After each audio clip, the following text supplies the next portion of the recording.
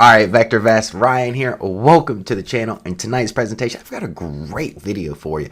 Let me just say, 2023 has been a phenomenal year for one space in particular, being semiconductors. Now, we all know the AI hype in Nvidia, one of the best performing stocks of the year, but also look at the politics behind it. The two biggest countries in the world right now, the United States and China, are going head to head over supremacy for these computer chips. Now, that being said, I do see this being the most important space going into 2024, where every industry on the planet does use semiconductors for business. So if you want to learn more about semiconductors and the history of these companies, I've got 6 for you this evening that we're going to dive into. Now, I'm not going to give you any recommendations on when to buy and sell, but I'm just going to give you the facts and a great story so that way you better understand the space and how it's going to move forward. So if you're interested in this, stick around and let's get started. Now, the story I have for you consists of these 6 companies. Now, these 6 companies represent AI, chip manufacturing, and chip design over the last 60 years. Now, to begin with, we are going to start with Intel.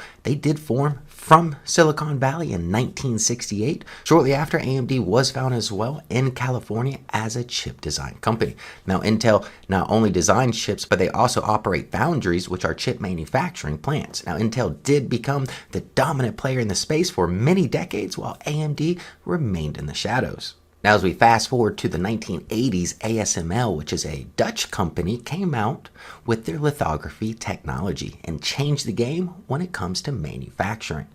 Now, they really didn't excel until they started a partnership with Taiwan Semiconductors, which was founded in the early 1990s, and then eventually partnered up with both Nvidia and AMD to manufacture their chips. That's right, Nvidia and AMD do not manufacture their chips at all. They only merely design the chips, giving these smaller companies the edge because their resources were focused on making the smallest, most powerful chips the world has ever seen. So in the last 20 years, Intel has fallen off the map, losing a lot of market share both to personal computing and cloud computing services due to AMD and Nvidia's rise over the last 10 to 15 years. Now, in today's era, Nvidia does sit on the throne as the world's most powerful chip company in the world. In addition to that, you can see it is the top rated stock in the VectorVest 7 software right now with a 1.56 rating.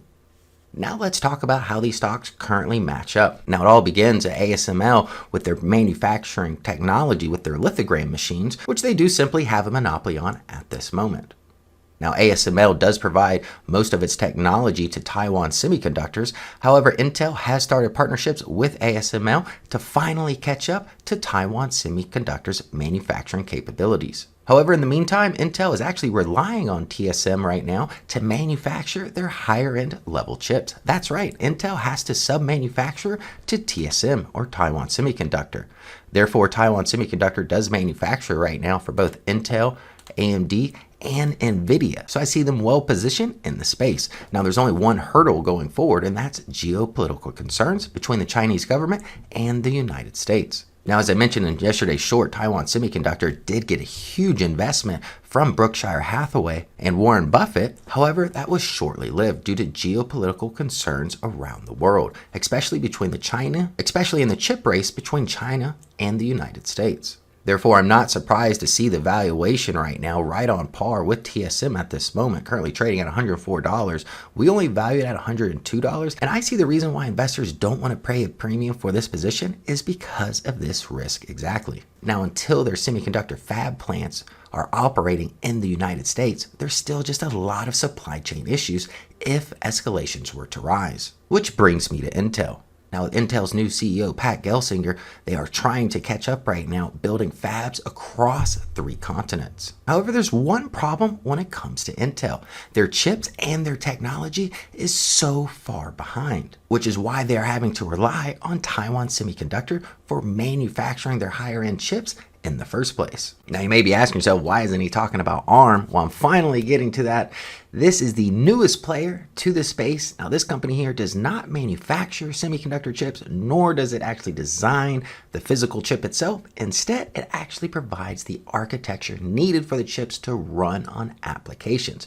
Now, their biggest competitor is going to be Intel and AMD, as both of these have actually teamed up to form the x86 processor. So let's jump into this article real quick that I have for you. All right, here's the article. article, we got ARM architecture versus Intel's x86. Now, ARM's rise really did come from mobile phones here. You can see that the Android operating system was built to run on 3 different types of processors architecture, being ARM, Intel x86, and the MIPS. Well, the MIPS processors, they haven't been seen for years. So yes, Intel was dominating the personal computer space because their processors produce more heat, therefore not best suited for mobile devices. However, when it comes to semiconductors, the times change very quickly. As we see in this article here, furthermore, the option to customize ARM's architecture means that partners such as Apple can add their own more complex instructions. Now, that being said, I have done videos on ARM before. Not only do they have partnerships with AMD, Nvidia, and Apple, but also the likes of Broadcom and Amazon as they pursue to make in-house chips.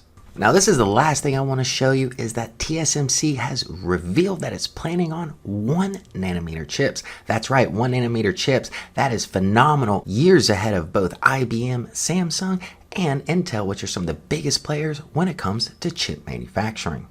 Now, if you're new to chips, the nanometer is simply the size needed for the chip itself. The higher the number, the less complicated the chip. Therefore, like automobiles, usually it's around 18 nanometers plus, and for most mobile devices, you can get away with 5 nanometers or more. Therefore, I just want to reiterate that TSMC is light years ahead of its competition right now due to its advanced lithography machines provided by ASML, which gives them the capability to produce the best chips in the world from the likes of Nvidia and AMD. Now, I know most people don't like 20, 30-minute plus YouTube videos. That's why I try to keep these videos short and just stuck to these 6 stocks. These are 6 very important companies in this space, as you can tell. And in addition to that, there's a lot of volume behind these stocks. I have a feeling that you may own one of these. Now, as we go into next year, and we're already hearing rumors of potential rate cuts, that's going to especially help growth stocks. Now, I hope you found this video very informative to help you better decide which semiconductor might best be suited for your portfolio. In addition, let me know what semiconductor stocks you're interested in and see great potential in having. Now, if you enjoyed this presentation, make sure you hit that like button and subscribe to the channel. Hey VB Nation, the New Year's is fastly approaching, and you know what that means? Our flagship event is almost here. Our Tampa 2-Day will be January 5th and 6th. To register for this live stream, just simply go to www.vectorvest.com/stream. Now, a couple benefits that you get for attending this is our all-new ETF trading system that is designed to outperform fixed income assets by 3-fold. Now, in addition to that, you will get full access to the live broadcast, world stock class market education, a digital copy of the official course workbook, and a $100 voucher to be utilized for VectorVest coaching groups and educational services. So make sure you join the heavy hitters such as Ray Clark, Jim Penna, Jerry D'Ambrosio, Ron Wheeler, and Glenn Tompkins for the 2024 Tampa 2-Day Investment Seminar.